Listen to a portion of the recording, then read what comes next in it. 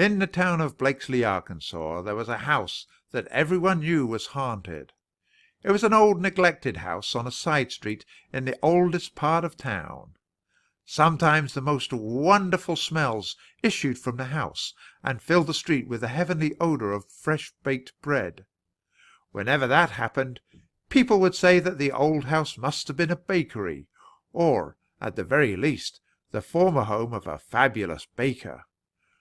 Sometimes the neighbors would hear the sound of music and laughter coming from the empty house, as if there was a wonderful party in full swing.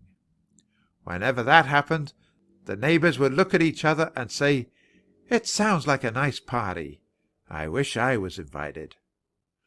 Whatever ghosts haunted the old house, they were benign and friendly ghosts. But even the friendliest of spirits are scary, and no one ever actually went inside the house.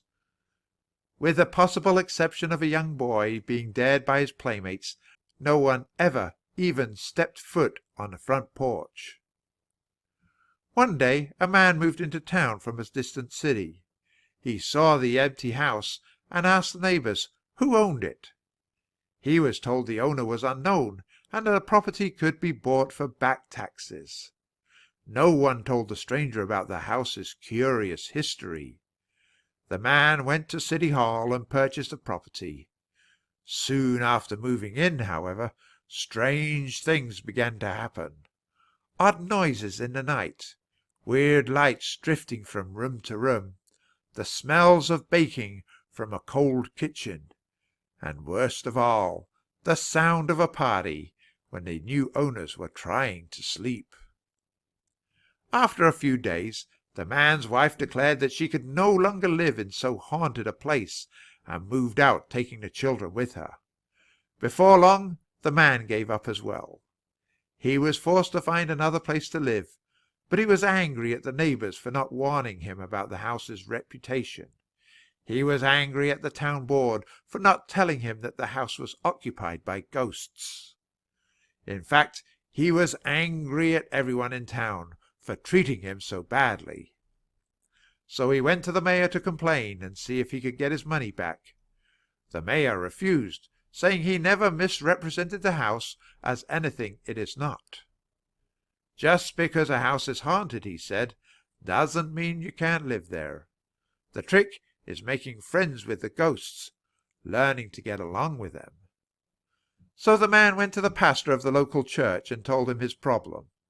The pastor said, "You've been in town for a month, and only now, when you're having a problem, do you come and see me? Well, sit down and tell me what's on your mind." So the man sat and told the pastor about the haunted house he had bought. Now the pastor in this village was considered a wise man, set in his ways, conservative in his manner and beliefs. He wasn't open to new ideas, but reluctantly he agreed to visit the house and see exactly what the man was talking about. The pastor accompanied the man to the house. As they approached the block the house was on, the pastor smelled a delicious smell. "What's that wonderful smell?" he asked. "It's the ghosts baking bread," the man replied. When they got closer, the pastor stopped to listen.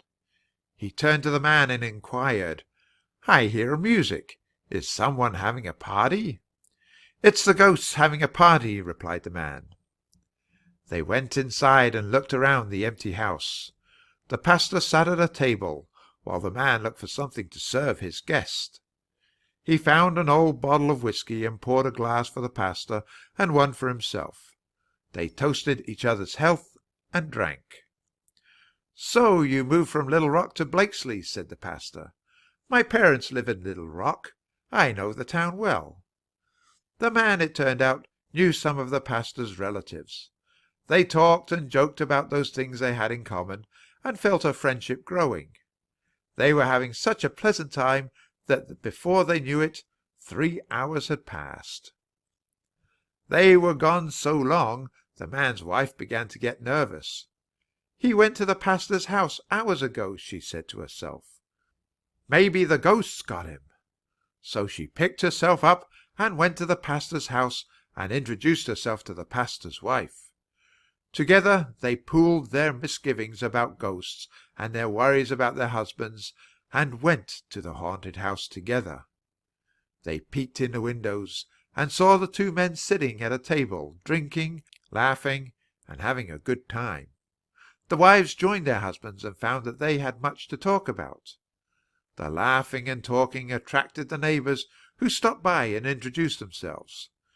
Pretty soon the kitchen was filled with the smell of cooking. A neighbor brought his fiddle, and another brought his guitar. And just like that, there was a party.